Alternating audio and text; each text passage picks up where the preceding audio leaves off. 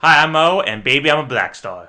And I'm TJ, and for my next trick, I'm gonna stay awake during this entire review. And this is... It's still new to us, damn it! Welcome to A Student Us, Damn It. I'm Mo, he's TJ, he just said, and we're here to watch every movie ever made to get invited to parties. And boy, will we have some party material after this. Yeah. Yes, a lot to relate to other people after watching this, I'm sure. They've seen A Night at the Magic Castle, right? They've all seen it. I imagine this is part of many people's oeuvre. Yeah, definitely.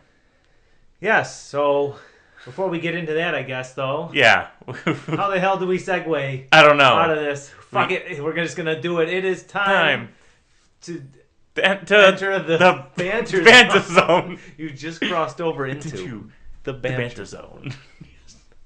Oh my gosh! Okay. So much work needs to be done with that, but we'll workshop it. No, I think we'll keep it in. We'll keep it all in. Oh no, I want this kept in. I just mean for the future. That's true. You know, this is the start of banter zone, though. Yeah. Of course, the banter time, I guess. Yeah. TJ, why don't you start the banter zone this time? Sure. Okay. All right. Well, oh boy, not much has changed since the last time. I guess I've been watching Twilight Zone still, and I'm roughing it through season 4. Oh my god, those hour-long episodes. That show was not made for hour-long episodes. So many of them are so slow. But I did finish Dune last week, and I liked it so much. The book, I liked it so much that I read the sequel, Dune Messiah, in 5 days. I rewatched the David Lynch movie because it was leaving Max. I rewatched it, and as a companion, and only the 2-hour version. I have yet to see the 4-hour director's cut, which eventually I will watch. And we will watch together. We will, and maybe we'll do a little supplemental review for the fine folks. Maybe we'll see. Probably not, but we'll see. That'll get us invited to a party. Yeah, definitely. But I will say, I remember liking the movie Dune. I meant to go back and look at my review and my notes for it. I did not, though, because I'm a terrible podcaster. Yeah. But I remember enjoying it for being 80s sci-fi schlock and not really understanding anything except for like the base hero's journey of it all. And I will say, as a companion piece to the book, which is so deeply layered, like it's not just the hero's journey at all. In fact, you come to realize that this Paul Atreides is not necessarily the best guy from the second book, and nor is his family. But it's a book about political intrigue and power dynamics and religious manipulation and so many things that there's no way, with all of the preparation, because it's people think that David Lynch, I guess, didn't. The common theory might be that he didn't take it as seriously because it wasn't his work. He took it very seriously. Yeah, he took it very seriously, as we found out during the episode. It's just like he had to cut it down because Dino De Laurentiis, who put up the money for this movie, before the movie, was just like, you can't do 4 hours because actually movies aren't 4 hours long. This is 1984, and I'm Dino De Laurentiis. And in Dino's credit, he did allow David Lynch to do some weird shit in that movie and be David Lynch to some degrees. And I will just say, though, getting to it, as a companion piece to the book, it's a lot of fun to watch because it just moves at breakneck speed. And it's like such a Cliff Notes version of the book. Still fun. But high recommend for the first 2 Dune books, and I have the next 4 lined up. Children of Dune, I will be beginning as soon as I possibly can. Okay. The only thing I know about the other books, I don't know if this is a spoiler, if I can say this to you, TJ, but I will. No, go ahead. I know that I think the main character, Paul Atreides, correct? Atreides? He becomes like a worm, or his son becomes a giant sandworm? I will let you know when I get there. I think that's it, because I know that's going to be one of the main challenges of adapting. Like, I'm guessing they want to adapt all of Dune. Well, they're starting the film Messiah, I guess, this year. Yeah. There's some interesting shit in that one that I don't know how you're going to film. That one's a really short one compared to the other ones, it looks like. Yeah. And it's very, very, in terms of narrative, it's much more focused. Yeah. Luckily. So it would make I think it would make a really good, like, political thriller type of movie, but like there's not even worms really aren't even a part of it. Yeah. And I know that in the sequels they become more and more a part of it, but I'm very excited for those. Well, that's cool, yeah, because I'm gonna get really excited because the newest Dune really played into really showed that Paul Atreides is not really a good guy. So I haven't seen those, and I am gonna be watching those over the next couple weeks. Yeah, because it's been interesting because they're gonna keep him, because I'm guessing in the books. My guess, I don't know, he may not be like the main antagonist, but I don't think he's going to be like the hero everybody thinks he's going to be. So I think it's going to be someone else. That's my guess. I have not read the books. Well, yeah, one big one big part of the book that does not make its way into the David Lynch movie is that Paul's mother, Jessica, she's part of the Bene Gesserit, which is like this. I don't want to say the Council of Witches. Well, they're called witches, but they're this group that has for like millennia or whatever have been manipulating genes to try and breed the perfect. It's called the Kwisatz Haderach, which is basically a Bene Gesserit but a male that's kind of like just all knowing and omnipotent. So basically, it was not supposed to be Paul Atreides, but since it ends up being Paul Atreides, I think. I mean, I guess there's some ambiguity, but like. The key thing there is one of the Bene Gesserit's strategies is they're the opposite of Star Trek's Prime Directive. They go to worlds with nomadic people or with less developed cultures like the Fremen on Arrakis, and they purposely feed them false mythologies so that when they come to this world, they can be the gods. You see what I mean? They plant these ideas in their head that, oh, one day your savior, Mahdi, or something named Mahdi will save you. And when Paul chooses the name Muad'Dib, the Fremen say, oh my God, he's our God. Yeah. And he becomes the Messiah. No, none of that translates in the Lynch movie, mainly because Kyle MacLachlan's got the face that nobody could hate. Yeah. You just can't hate Kyle MacLachlan. Yeah. Even in the Flintstones movie, when he's objectively the bad guy. Yeah, or in Showgirls, which... Oh, yeah, I've never actually seen Showgirls. Yeah, we'll have to put that on here. Oh, have you seen it? No, I've seen reviews of it. We'll have to watch it. We have to watch it, yes, because we have never seen it, so that counts as a rule. So he's the villain in that. I don't think he's the villain, but I think he's the douchebag boyfriend, and you definitely can tell. Interesting. You know what's funny though? Kyle MacLachlan was Aces as Mr. C and I know you haven't gotten to season 3 yet of Twin Peaks, but he plays multiple roles in that. Yes, season. I'm still in the last 3 episodes. I know he's in it, like not just as Bill, but also as Dale Cooper, because there's 2 of them. Yes. Yes, and I also know that Bobby Riggs is now a part of the police force. That's the only things I know. Yep. And I think that's perfect because that makes perfect sense of why he's now a police force. That's the last thing that's going to make perfect sense to you in the world of Twin Peaks. I know episode 8 is the big one. That's when all the weird... I don't know if that's all the weird shit happens, but it's going to be like... the bombs You'll have some questions. Yeah. There's no doubt. And you know what? That show is what taught me that, or David Lynch, I guess, is who taught me that you don't need answers to things. True. You just don't. And it really is great. And I think that's what... I don't want to interrupt you, but I think that's what a lot of filmmakers say. Like, you don't need things spelled out for you. That's how Hayao Miyazaki is, and a lot of filmmakers. But continue sure. on. Well, I mean, yeah, and I think Lynch especially goes beyond a lot of filmmakers. Craft narrative with ambiguity. Obviously, David Lynch there was something so. I don't know. It was so deliberate in his approach, but it still was satisfying. Yeah. And that, you let me know when you've gotten to that season 8, that episode 8. Yeah. Season My 3. favorite review on Letterboxd of the season 3 is somebody put like episode 17. Oh, I guess this all makes sense. And then episode 18 is like, no, it fucking doesn't. That's so good. That's so true. Yeah. That's so true, man. Just enjoy the ride. And, it really is, in retrospect, in hindsight, fucking awesome that we got 17 or 18 hours of new David Lynch material that late. The very last of new David Lynch material. Yeah, besides his music and painting. Yeah. But no, that is outstanding. Mm-hmm. That's really all I have at this time. Been quiet with the media consumption, but satisfied. Yeah.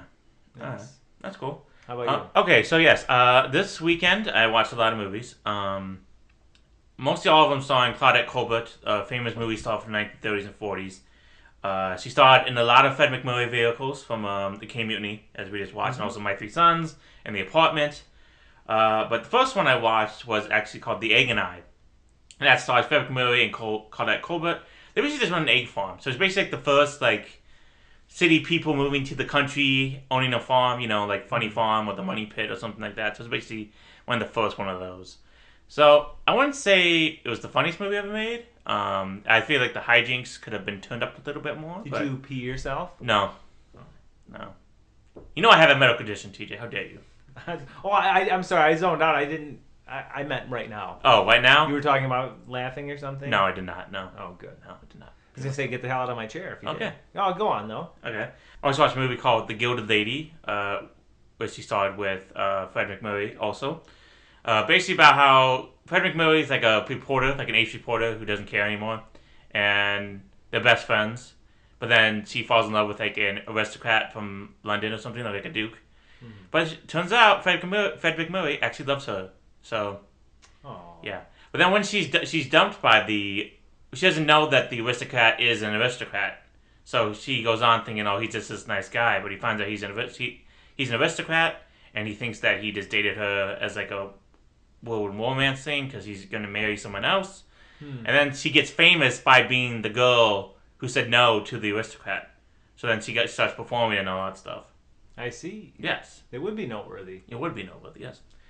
And then I watched a movie called Bluebeard's Eighth Wife, which is great. It was directed by Ernest Lubitz, who directed To Be or Not to Be, which was later recreated by Mel Brooks, which features a rapping Nazi, but not in the original. So very famous director back in the 1930s. This one is actually more funny. This was probably the best one. This one is she is a French socialite who is dating a like multi-millionaire back then, but the multi-millionaire has married 7 people already. So to make sure that she doesn't get divorced, she's basically cold to him. Because every time he gets divorced, every wife has given him what he wanted. So she's trying to play it hard the whole time. Isn't that the Bluebeard thing? I thought he killed his wives or something. Something like that. I don't know. Maybe I'm mistaken. I do know of the character Bluebeard. There was like an old black and white movie. Where about a man that. Well, people call it a beard, right? What's a beard again? Well, a beard I think is like a cover for a gay man. They would have like a homosexual would have someone of the opposite sex. They'd be in a relationship as like a cover for their sexuality. Was my understanding. Okay. Yeah. I don't know. I just know that I once long ago watched a black and white horror movie from like the 40s maybe called Bluebeard. And you can't really do movies back then with like a color in the title without showing the color, can you?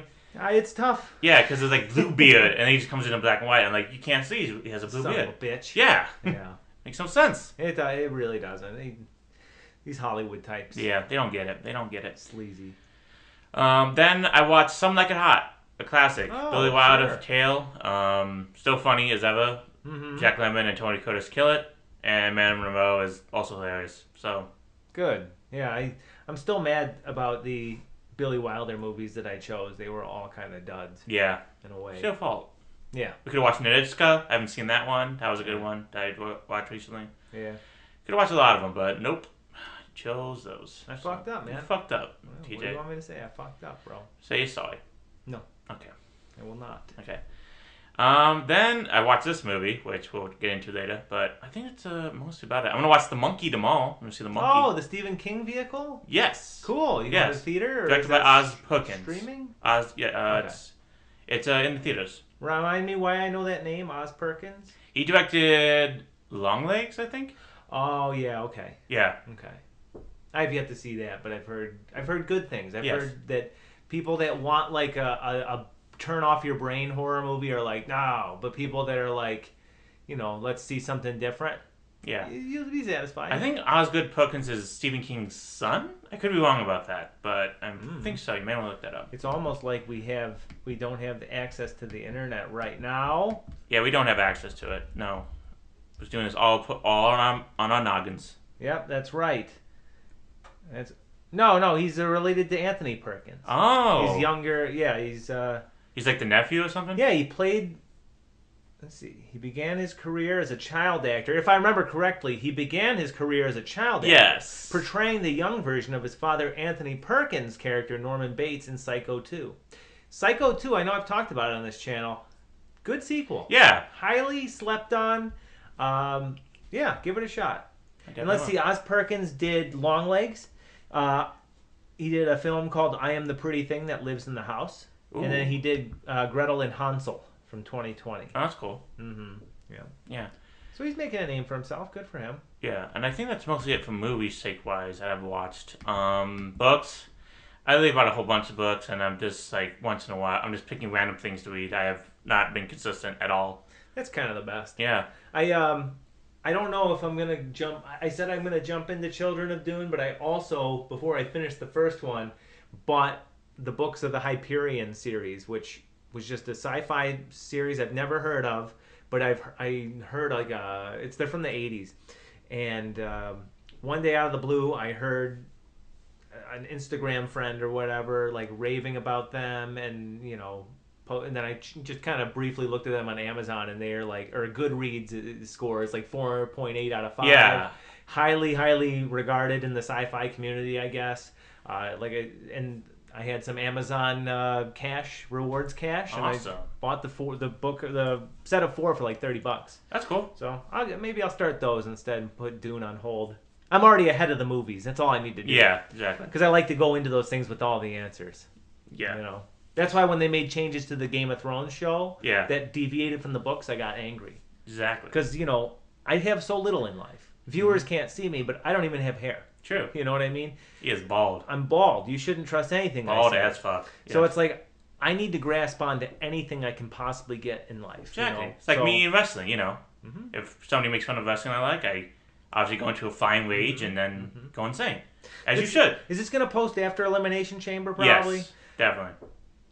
What a surprising winner of those Elimination Chamber matches. Yes, what a surprising winner. No one saw it coming, not us. I think that he is going to give the champion of his... No, I guess it'll be Cody Rhodes. I know that he will give Cody Rhodes a real run for his money, and she, Rhea can't sleep on her. Yes, exactly. She cannot, or he cannot either. That's right. Or both. That's right. Exactly what happened. I guess we should exit the banter zone because we got to talk about this movie now. Yeah. So, do we have to? We have to. I mean, can't we just have Robert Mitchum send us out? No, we can't. Come on, Robert. Robert. I'm really short because I did not research this movie because I forgot. So I thought my job was just to watch the movie. Because there is no trivia about this movie. We got lucky last time. We got lucky last time. Nobody was that really getting lucky. I think it was. Who directs the behind the scenes featurette from a movie that nobody remembers from 80 years ago, from like 40 years ago? That was a passion project by a man who loved stamps more than he loved anything else. True. He loved stamps, and everybody in the Trickerverse. He thought that he didn't love stamps, TJ. You forget. Like, he made that movie because he wanted to make a movie about a pen pal, and then decided stamps would be the best thing because he collected boys. Oh, sorry, I didn't watch the full documentary. I lied about that. He collected stamps as a boy. So. Okay, yeah. Yeah, well, so did everybody, apparently, in the Trickerverse. Yeah, true. Mm-hmm. Well, okay. Off-ramp from the banter zone? Or? Off-ramp to the banter zone. You are now exiting the banter zone. Okay. Outstanding. Okay, we gotta talk about this film. For this episode, we watched the movie A Night at the Magic Castle. Why? Why did we watch A Night at the Magic Castle? Why did we watch this movie, TJ? I'll tell you why. I thought, like I always say, every time we're going to review one of my movies, you deserved it. You deserved this awful movie. Mm-hmm. And I still say that. Mm-hmm. I did not think about my consequences by watching this movies. Mm-hmm. So yeah, that's why I'm watching it. And I'll give you a little backstory on it, TJ. Okay. It was released in 1988. Okay. Directed by Ich Tenenbaum. Mm-hmm. I think that's his name. I-C-E-K. Isaac Tenenbaum. That's it. Yeah, that's it. Starring Art Johnson of Scooby-Doo and the Boo Brothers and Munchie. Scooby-Doo and the Boo Brothers was good. It was good. I remember watching a lot growing up. Matt Shakeman. Yes. What? No, I just said Munchie, eh? Munchie, eh? Yeah. Munchie. I'm familiar with Munchie. The horror movie? The movie, yeah. Or like the one with the cool puppet. The guy who's like, I thought that was the one with the There cool were two Munchie movies. What the fuck? Okay, so Munchies is like a Gremlins ripoff. Oh, okay, that's what I'm thinking of. Sorry. Munchie is also a Gremlin ripoff, but this guy doesn't kill people. He helps a young kid get rid of a guy who's trying to date his mom. Okay, I don't know. And he's just like Fonzie. Okay, yeah, that's the one I'm thinking of. Yes. Okay. I just knew that it was a Gremlins ripoff. Yeah, so Art Johnson is in Munchie. Fantastic. Yes. Not Munchies. Fuck Munchies. Yeah. And also Matt Shakeman, who directed all WandaVision. Yes, we just found out. Yes, the kid in this movie grew up to go make WandaVision. That I did not see coming. We also found a lot of things about this movie, TJ. But I'll move on to who else is in this movie. Blackie Dammit from Lethal Weapon and Meatballs Part 2, but also the father of Red Hot Chili Peppers frontman Anthony Kiedis. Ooh. Yes. Grand Rapids own. Yep, Grand Rapids own Anthony Kiedis. Yep. I believe he once told his son to grow out his pinky finger so that way he can have a pussy-friendly finger at the same time. Coke nail and the pussy. Pussy nail, yes. Okay. Yes. So great fatherly advice. And also, I think that was a page in Bill Cosby's Fatherhood book. Yeah, true, yeah. Did you read Scar Tissue? That was probably in there. Yes, actually, I did read Scar Tissue in high school, and not for high school, but I was in high school. How many ding-a-day-dongs was in that book? Not as many as there were Californias. Understand. I remember it was a good book, though. I liked it. Yeah. And also, the biggest surprise, John Franklin, a.k.a. the guy from Children of the Corn. Yes, Isaac, the only redeeming part of Children of the Corn, in my humble opinion. Even though, that movie, 1984, I think, Children of the Corn, this was 88, he looks like a 50-year-old man for some reason. He definitely looks older in this. Yeah. He looks like a kid, and which is why his performance in Children of the Corn is so jarring, because he looks like a child, but is acting circles around the actual children. Yeah. You know. And in this one, he looks like he's 34 years old. Yeah, he definitely looks. Yeah. So I don't know what the hell happened in 4 years. I don't know, but I'm glad. I was glad to see him. I like his voice just as a kind of fun, I don't know, mischievous character. I don't know. I think he's a fun little character actor. He's very unique. That's true. Yeah. Mm-hmm. I thought he looked like when the Munchkins grew up and they became really old from the Wizard of Oz. Yeah. He looks exactly like one of those guys. Okay, yes. I can see that. Yeah. Which is weird, because he's probably only 13 or 14 in this movie. Yeah, I know. Yeah. Which, again, actually highlights... For some reason, I thought he was older in Children of the Corn, but no, he would have been that young. Yeah. He was good in that movie. He was good in that movie, yeah. Definitely. So that's all the research for this movie, because one, there's not really much you can do. This is a TV movie from 1988, released around Halloween. That's about it. So, of course, we'd watch it. Yeah, of course we'd watch it. And two, I forgot to do research because I thought my job was just to watch the movie. But no, I forgot about the other part of the job. Mm-hmm. But it's not at the Magic Castle. There's not really much. The fun fact about this is it was filmed in the Magic Castle.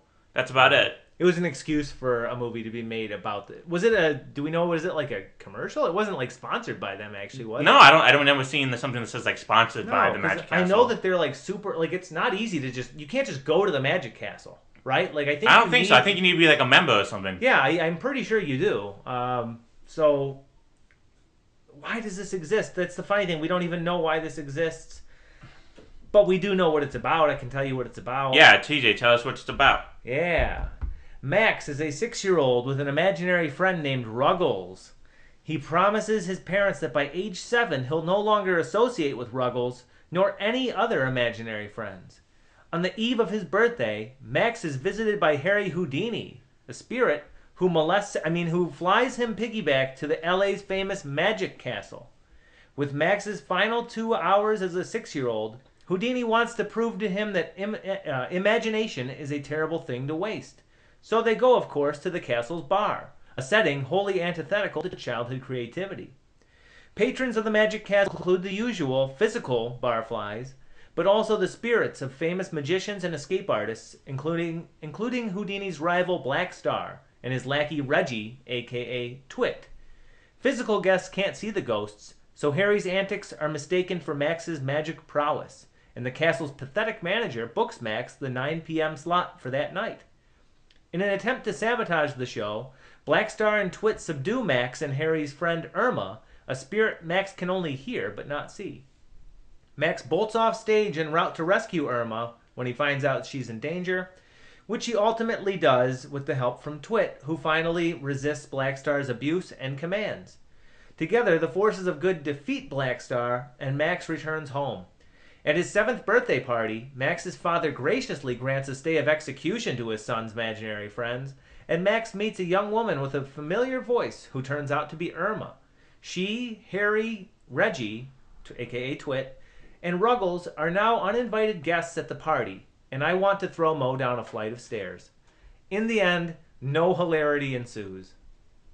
Did I miss anything? No. Well, no. Would you like anything removed? You did mess up. The manager did not book Max. It was the bartender.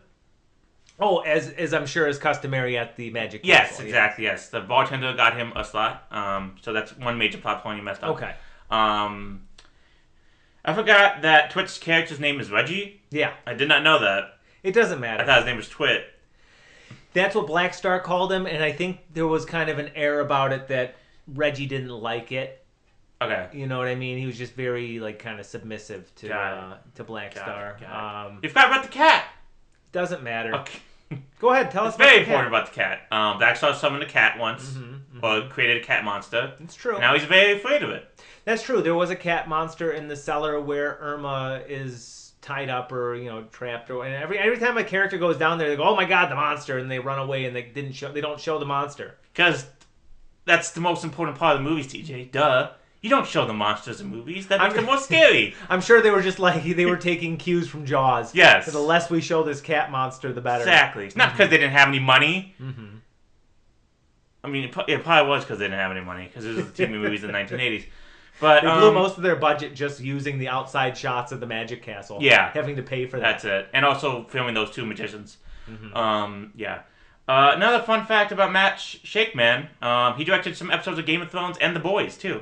Nice. Yes. That's fantastic. That is great. I'm glad that he's been successful. Yeah, me too. Yeah, he escaped the torture of the very mental scars that this. You know what I think? I'll just cut to the chase here. You know what I think the issue with this movie is? What? Is that it's by no means good. No. But it's not so bad that it's unintentionally good in any way. Yeah, I mean at least Tommy Tricker was stupid. Yeah, I mean. Yeah, I mean that wasn't that's so. What's the matter? Remind you of your dad? Yeah, it's not so bad. It's good, but it's still No. stupid. But this is not stupid. No. This is boring. No. This is. It's just competently made enough not to be laughed at. Yeah. I don't know. I don't know how to describe it. It's not. This was not fun. No.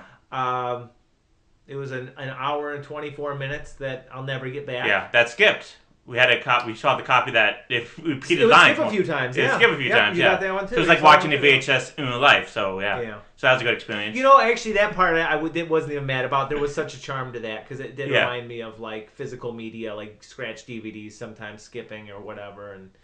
But aside from that, I had virtually no fun with this. Yeah, no, this movie was not fun at all. The little pop I got for Twit, what's his name now? John Franklin. That was amusing at first. Yeah. But otherwise, yeah. I mean, it's a straightforward plot. There's no real tension or suspense or stakes or anything like that, right? No. Well, probably a bunch of boys were molested. That's a possibility. So we've done two films. True. With people probably molested. That's probably true. Yeah, that's probably true. Definitely true. That's probably true. But this time it wasn't. There was no sexual favors in exchange for stamps. No, it was not. Maybe magic tricks. We don't know. Talk about turning tricks. Yeah. Yeah. Okay, so I guess the only thing we can do is get into the plot. There was transphobia less than 5 minutes in. Really? Remember this? Yeah. So it opens up and Max and Ruggles are trick or treating. Oh yeah. Right, and Blackie is a woman. That was Blackie Dammit. Was it really? That was Blackie Dammit. Oh my God! I didn't even catch that. I don't know why, but she was dressed as a woman for 5 seconds. And Ruggles. Never played it. Shithead transphobe Ruggles says, "Oh, let's go see the weird neighbor. Let's go see the weird neighbor." And then they go up to the weird neighbors for trick or treating, and it's a trans woman, very friendly, who we think is a trans. Well, I don't think it was implied it was trans. It was just Blackie Dammit dressed in a.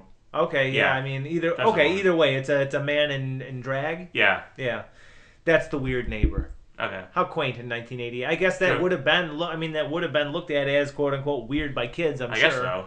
I mean, I'm sure at the time, consciousness for different lifestyles was not as high, and true. Who knows? That they could have been a trans woman. We don't know. Do I think there was hate in Ruggles' heart? No. No. Absolutely not. He was just a child. He didn't know. No. He didn't know. I still want him dead. Yeah. Let's go into one of the main problems of the movie. For some reason, we start this movie off with them trick-or-treating. Mm-hmm. Did you know Ruggles was a imaginary friend when you first saw him? Or No. you think he was their brothers, and then I have in my notes here because Max is dressed as a ghost, and Ruggles comes up, and Max even says, "Oh, well, you don't have a costume or a bag." I thought Ruggles was dressed as a ghost, not Max. No, it was Max. Oh. Because I wrote in my notes here, kids trick-or-treating, one has no bag, no costume. Bullet point. A filthy poor? Question mark? Maybe. And no. And then a few seconds later, when it's made clear that he's imaginary, I said, yes. "Oh no, he's imaginary." I think we were supposed to get that when like no one was with him at Black Dammit's door, but we didn't know. Well, yeah, because they come across a couple, like the Johnson brothers or something. Yeah, they're like these couple of shithead brothers. Which I found weird that they shot that all at like not in close up at all. It was all no, it was all from a distance. Was it one take? It was one take.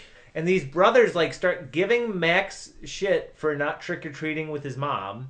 No, they said like, "Hey, you're not doing it with your mom this year." And then they start like play fighting with each other. The brothers. It's so stupid. They're like, and like, am I making that up? Or no, was Ruggles doing the yeah, I think Ruggles was gonna fight him. Yeah, that's what it was. But they didn't react. He was airboxing. But once again, we can't see that from far away. Yeah. So it would have been better if they did a close up of them. It'd be better if Matt Shakeman directed this. Yeah, probably. Yeah, no, it's not very clear until a couple, good at least minute and a half in. I'd say that he's talking to an imaginary friend. Yeah, you would think that like you're a young kid, or he's a young kid, right? Yeah, you would think maybe that a young kid would imagine an imaginary friend with more than just like a pair of jeans. And like a little bit more imagination, on. like. Maybe a fun hat. Maybe like some fantastical elements. Yeah, something like that. I don't know, but he was just a normal kid, and I mean, I understand like if he was like a grown adult or something, like maybe I can get that because it's just like because I saw a TV show called Moon Boy one time where the imaginary friend was a grown adult. And it made kind of sense, but like it's just like. Yeah, he was not wacky. Like nobody could tell that he was the imaginary friend at all. That almost could have worked better too because it's Halloween. Because then you can really pull a twist on us. Yeah. Have this imaginary friend dressed as some fantastical fairy or wizard or whatever. Yeah. And so we think it's just another kid trick-or-treating. And then have all the interactions go the same, except when they get home, have his mother say, "Oh, and did Ruggles get any candy too?" And then that's when we realize, you cut to her point of view, and it's just Max there, and we go, "Oh my God." Yeah. He was imaginary, and it's like, I mean, then this movie is compared to like The Sixth Sense. Exactly. You know what I mean? It's spoken of in that kind of reference. True. Right? Exactly. Yeah. Okay. Hell, make the friend a rapping Nazi. Yeah. Can I just say really quickly? Yeah. And it's not that this is topical in the slightest, but isn't it fun to think about how Mel Brooks made us laugh at Nazis? Yeah. Yeah. And now Nazis run our country. How does that make you feel? I'm not saying anything. I'm just saying, isn't it funny that Mel Brooks got us to all laugh at Nazis? Yeah. And that he, as a Jewish man, used that as a coping mechanism. Yes, that's true. It's beautiful. There's a rumor going around that Elon Musk got a dick extension, a penis like extension, but they fucked up, and how a dick don't work, and so that's why he's causing all this. You know what? I wouldn't put it past any. Yes. I wouldn't put it past someone with a fragile ego. But yeah. Regardless, Mel Brooks a national treasure. Yes, definitely. Yes. But that doesn't really matter because not the Mel Brooks being national treasure. I'm talking about Ruggles. Ruggles. Because Ruggles doesn't matter at all to the whole plot line of the story. Because Ruggles just appears.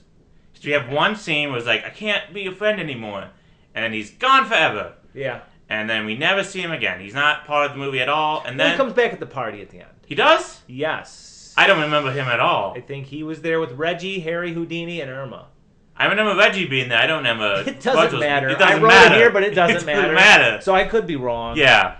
And the funny thing is, none of the people in our comment section are going to even correct this because you got to go watch? Go watch. Yeah. And also, we don't really have people in the comment section. But yeah, you're not going to correct us. Exactly. Yeah. So it doesn't matter. It doesn't matter.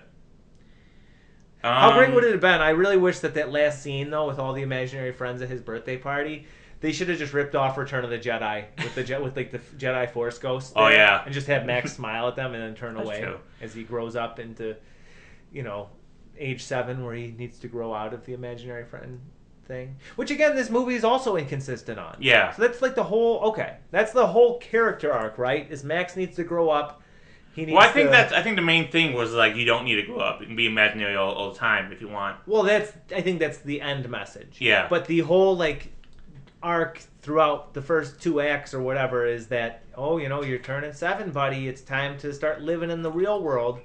But you don't. You're 7 years old. You're not really. Fuck no. No, you don't have to. I'm not saying I co-sign that. I'm Yeah. just saying I think that's what the movie was going for until Harry Houdini. I mean, obviously, there is merit to the whole magic motif. Yeah. And the magic of a child's imagination. I mean, that is at play here, and that is legitimate. There is some artistic merit to be mined from that. Sadly, this movie does not strike gold with it at all, but there is something that could be there. Yeah. I have in my notes that why does it feel like we're at the end of another movie and we just entered another one? I could see that, actually, Yeah. yeah. It does start with an abruptness that is bold for, I guess, a TV movie of this... Or, I don't know, just... I get what you're saying. Yeah.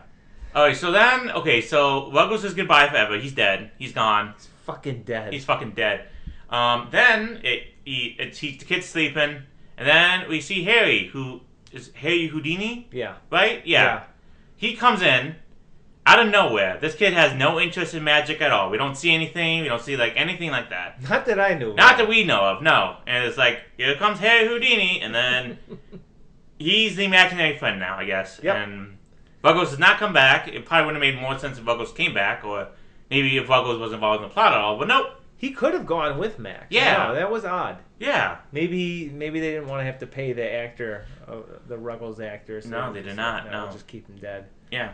Yeah, so Harry Houdini flies him, literally flies him from his house to the magic castle. To in believe Los in magic Angeles. again, I guess. Correct. I yes. think. Yes. So he takes him to the bar. Yeah. Which is where all the magic happens, That's right? true.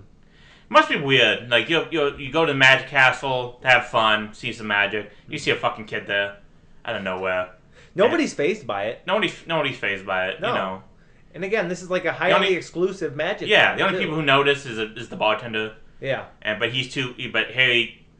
Okay, let's talk about the magic in this film. It's not cool. Because when you see magic, you think, oh, it's amazing. But then sometimes you see magic, you're like, this is, excuse me.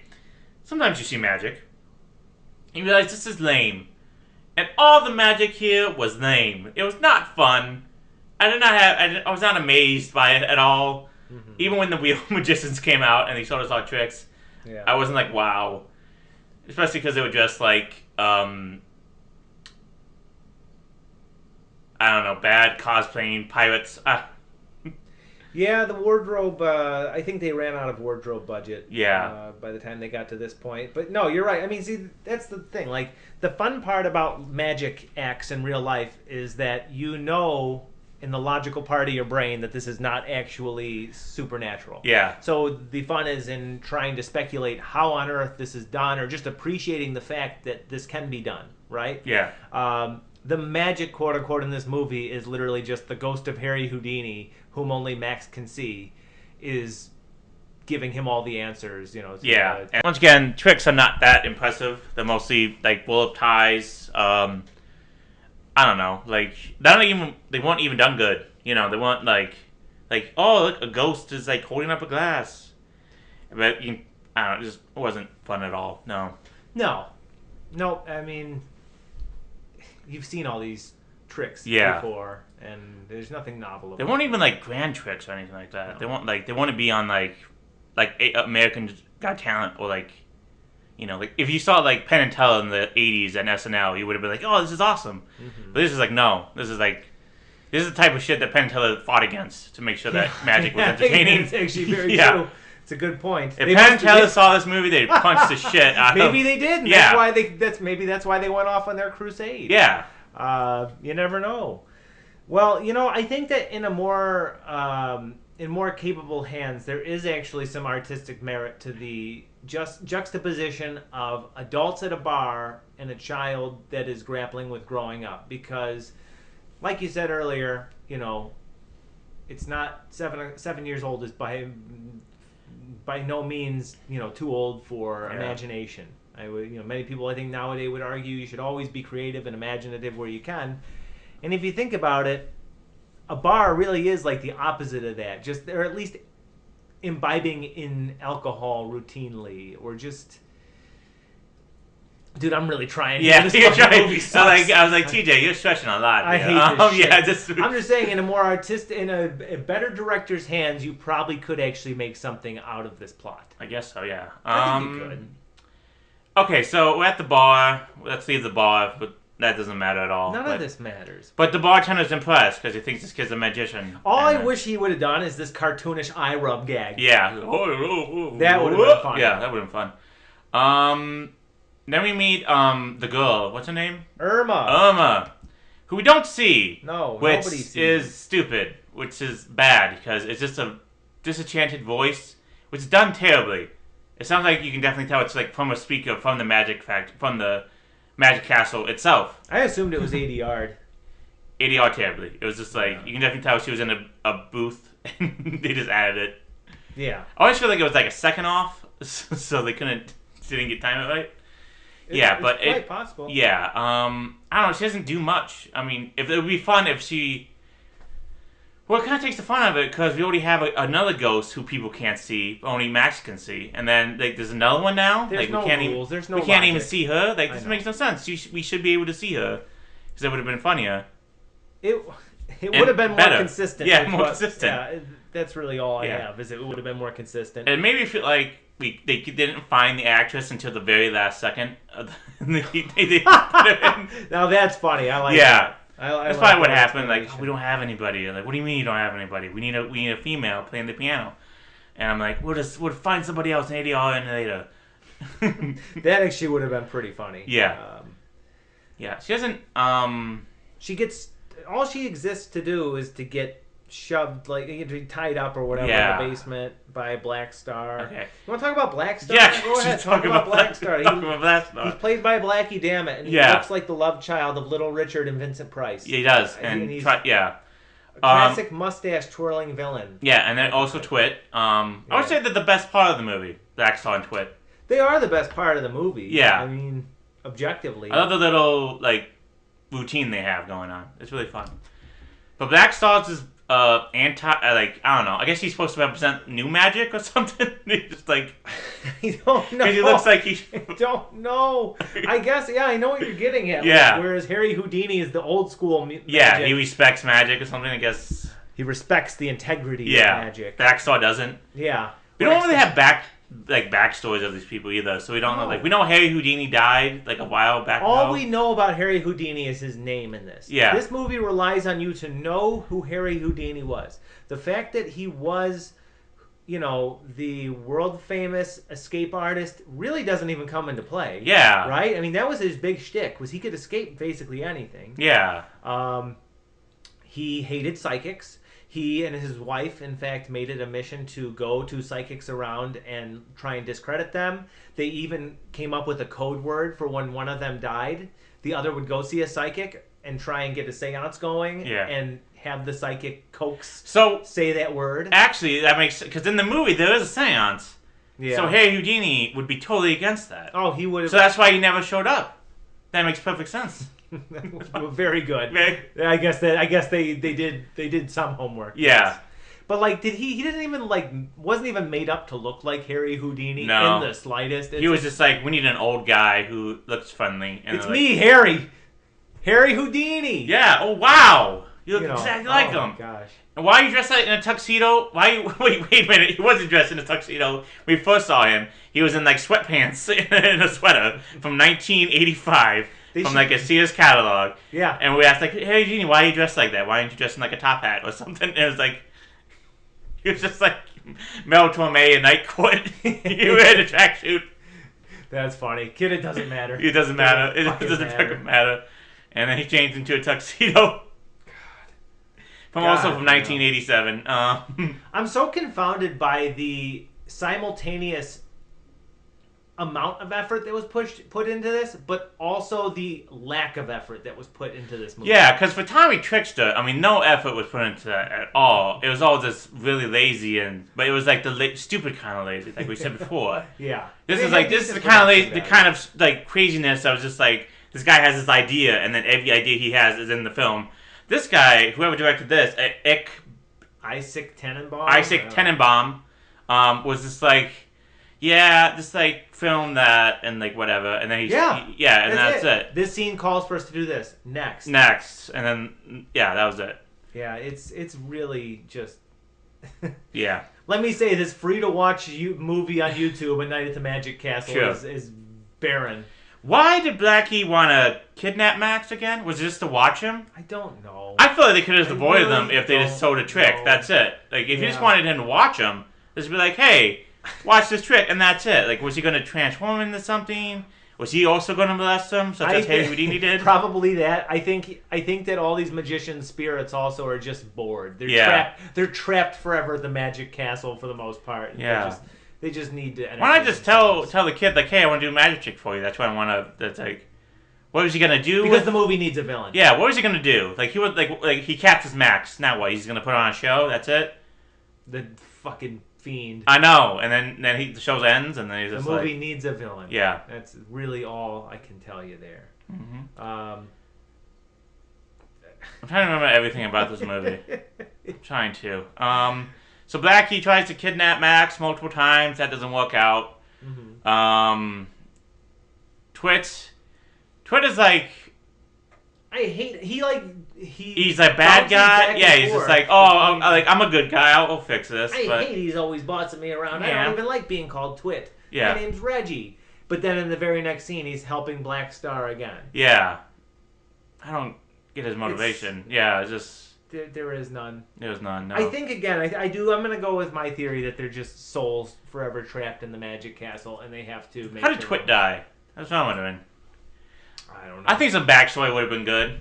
Just like... I don't know, like Backsaw tried to set himself on fire, and tried to, like, escape a fire trick or something. See... And look at that! That's how he died. You've just made this movie actually somewhat interesting. Yeah, I don't know. Like more fire. Right. Give the villain some kind of motivation for his... Or maybe he swallowed a cat and he choked to death. Even that would make that makes sense. There is no motivation or there's no justification for anybody's motivations. No. It doesn't matter. True. What else happens in this movie? Multiple times they try to go down to the basement. Yeah. And the cat monster, Black Star, transformed from a regular cat into a monster cat. Mm-hmm. So that's why he never goes downstairs. The monster cat. Why does the Magic Castle have a keep out sign? Because do they know about the monster cat? Again, cause I understand they want to keep people out of the basement, but that sign was obviously for the cat. That's what Harry Houdini told us, right?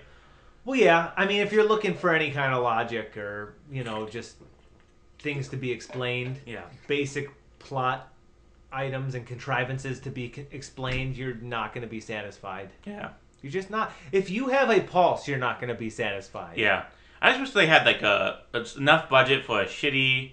I know this is early stages CGI, but like really shitty early stage CGI cat who just eats Black Star, and then all you see are like the illuminating eyes. Yeah, right? The illuminated eyes, which is very scary. I mean, it would be. I like cheap, cheesy practical special effects as much as the next person, but it doesn't do anything after all that time of, oh my god, the monster cut away to a different location. How come there wasn't more like smoke or like mirrors or something to this movie? Yeah, there really wasn't. It's such a dry looking movie. Yeah, there's no attempt to add any kind of practical effects that would. I mean, hell, there is nothing that distinguishes imaginary friends and ghosts from regular people. Yeah, besides one, the cross between Vincent Price and Michael Jackson. Yeah, exactly. That's about it. Oh, a Prince, as you said. I said Little Richard, but it's Little Richard. Yeah, it doesn't matter. It doesn't matter. Yeah, the magic in this is also still lame again. Even when when the real magicians came on, it was I don't know.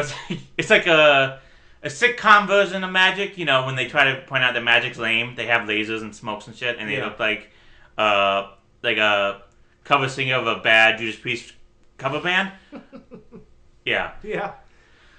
I forget what that guy did. It's well said. It looks like a scene from Full House. Yeah, it does. Definitely. I did find one magic trick where when Max goes into a box Or like he goes into a box and then like a lady pops out. Yeah, That was fun. that was good. I would like to know how that's done. Yeah, that's fun. Yeah. That was the only time that magic was fun during this whole movie. That's about it. Though. Yeah. Then we get into his magic act, Max's magic act. He's like, I have a friend named Harry Houdini. He's here. We forgot. Wait, hold on. We forgot about the big lady. Okay. The big lady. I did forget about the big lady. Yeah. Go ahead. There's this giant woman who's with her friend. She's in the audience, and for some reason, she wants to move seats. We don't know why. She just wants to move seats. And she goes to Max, like, is anybody sitting there? He's like, yeah, Harry's sitting there. And then she leaves. And then Harry leaves. And then she just took the seat. And she was just like, you should have given me this seat if no one was sitting here. And then I forget what happens to her. I think she's chosen as a participant in Max's magic show. And then before she got called, Max had to go away because Irma was trapped in a box. But wasn't really trapped in a box. So Max's big trick is that he has an audience member who is seated in the audience. Yeah. Write down something on a paper note or a number or whatever. Hold it up over their shoulder away from him so that it's not facing him. And Harry goes behind them, reads it, and conveys what's on the note to Max, who reads it then and gets all the applause. Yeah. And Black Star sabotages this by having Twit, because spirits can interact physically with the physical realm. Yeah. Wait, no, he forgot. He froze time. You forgot he froze time. I can assure you, I didn't forget so much as I forcefully misremembered. Yes. Yeah. Sure. He froze time. That's right. He did. Okay. Now you've jogged my memory. He freezes time, and Twit switches out the note that the woman held for a note that he wrote. Now, I guess this was him helping the heroes, right? Because he said Irma is trapped in the basement. I guess so. He didn't have to do that. So I thought that was part of Black Star's plan or something. So that's why I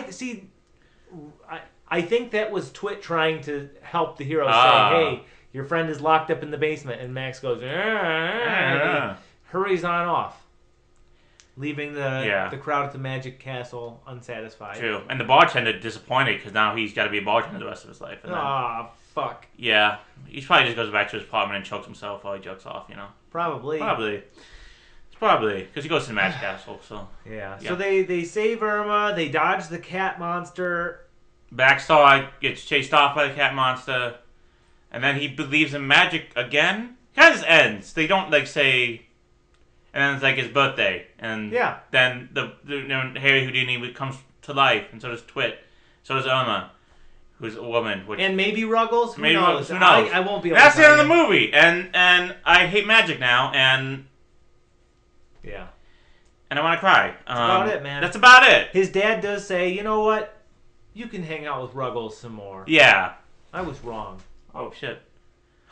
Magic, TJ. That was magic. My coat dropped because of magic. Oh my god. I believe in magic again. This movie's amazing. Woo! Twit, come here, you son of a bitch. Yeah. Okay, final thoughts. Negative 1 star. I wasn't going to give a negative. I was going to give a 1 star, but no, negative 1 star. This movie sucks. Yeah. I picked Coen Brothers movies. I picked Coen Brothers movies. Well, maybe the next one will be a Coen Brothers movie. Or maybe it'll be the... I kind of just want to get yours all out at this point. That's good. I give this a half star. I mean, I thought about doing negatives too, but you know what? I'm gonna just stay positive because I don't want to backtrack on that later or whatever. Yeah, I feel like we were too harsh on the Trickster movie because mostly they were kids. At least it was well produced. This is not even. I mean, when I say well produced, I mean they had funds to go to other places in the world, and it looked like a real movie. Yeah, somewhat. This is very low quality. It's just all around bad. Like I said, it commits the worst sin that a movie can make in my mind, where it is not good on its own merits, nor is it bad enough to become good in any way. Yeah. It just isn't. It's not fun to watch.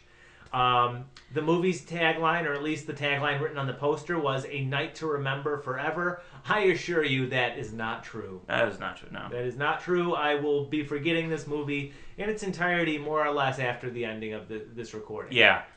It sucks for the Magic Castle because they thought, oh, we're gonna have this movie, so many people are gonna come to the Magic Castle now, you know. I'm sure they're doing. Yeah, and they're like, and then they saw the movie, it's like, shit, nobody's gonna come to the fucking Magic Castle. Yeah, and at least we're gonna keep on getting guys that look like Little Richard, or failed singers of a hair metal band from 1985. Yeah.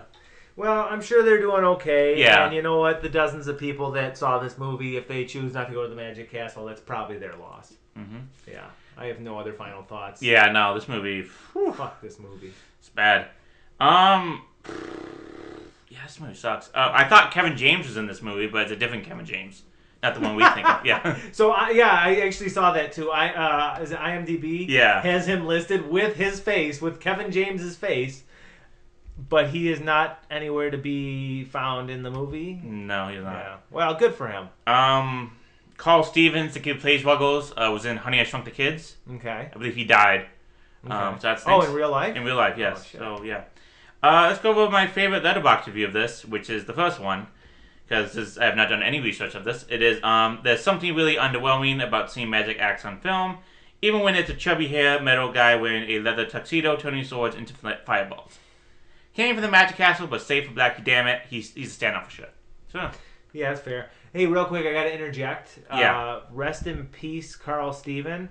I actually thought I recognized him, and here's where it's from. He was one of the young versions of Spock in Star Trek III, The Search for Spock. That's cool. Yep. Yeah. Yep. Another one, Harry Houdini actually died doing a magic act gone wrong, according to this movie. I'm not sure about that. Oh, no. Did he die of syphilis? Or was that Al Capone? No, in fact, he was in Detroit doing a show. He was approached by these college youngsters, and one of them, for some ungodly reason, wanted to test how, because Harry Houdini was really physically fit. Yeah. And the kid said, I want to punch you in the stomach. And before Harry Houdini could answer, this kid just fucking wailed on him multiple times in the stomach. And I think he suffered from internal bleeding and died. Wow. Yeah, there are some mysterious aspects to his death and some unsolved or just conspiracy theories behind it, I think. But that's, to my understanding, how it happened. I believe he ultimately did die in Detroit. Woo, Detroit. Woo. But no, I didn't think it was during a trick. I could be wrong.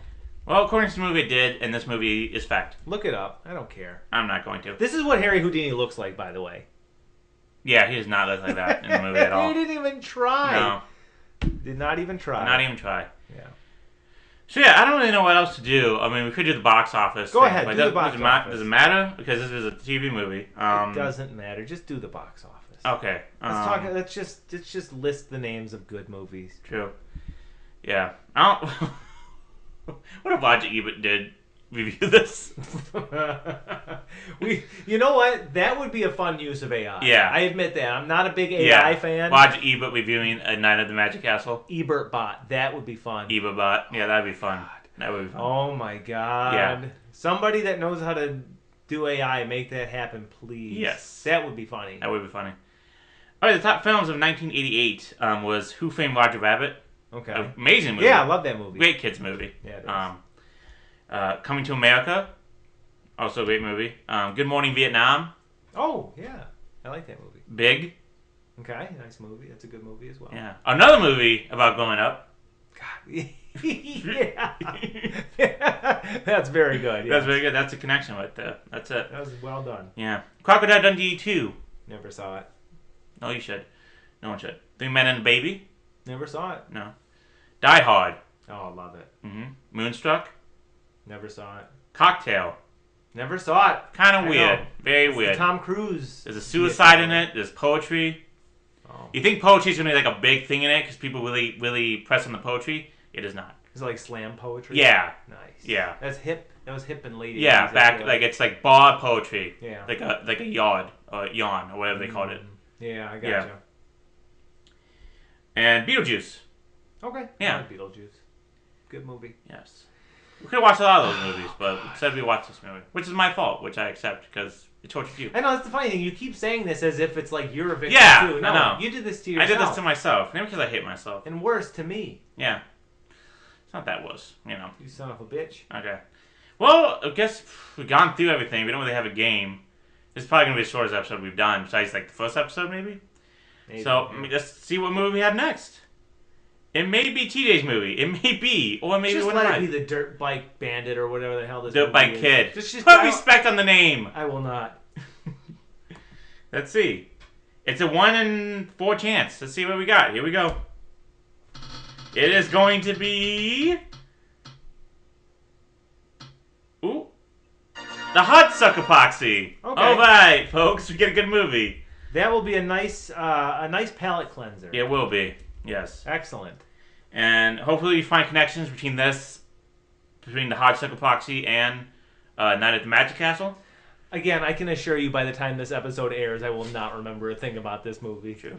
If you guys want to watch the Magic Castle movie, it's on YouTube for free. And it's probably VHS glory. It's just so great. Yeah. It skips a lot. It's really great. Blackie Dammit, it's great in it. He doesn't show you a pussy-friendly finger, which is good. I forgot the kid's name already. Is it Timmy, Tawny, Twit? Twit. Yeah. Twit. Twit's great in it. If you want to see this Twit and Blackie interact a lot, that's great. I'm going to claim that the Radiohead named the song Black Star after Black Star in this movie. Probably. Well, I guess Tom York saw this movie and was like, I need to write a song. Yeah. Yeah. And He was moved. He was moved, and he wrote Black Star for the Bends. So, yes. Baby, I'm a black star. Yeah. Yeah, that's probably it. So that's it. I hope you like this, folks. If you like us, please follow us on Twitter and on Facebook. If I can get back onto our Twitter account, because I was kicked out again because I didn't sign in. Follow us on YouTube, on SoundCloud, and on Spotify.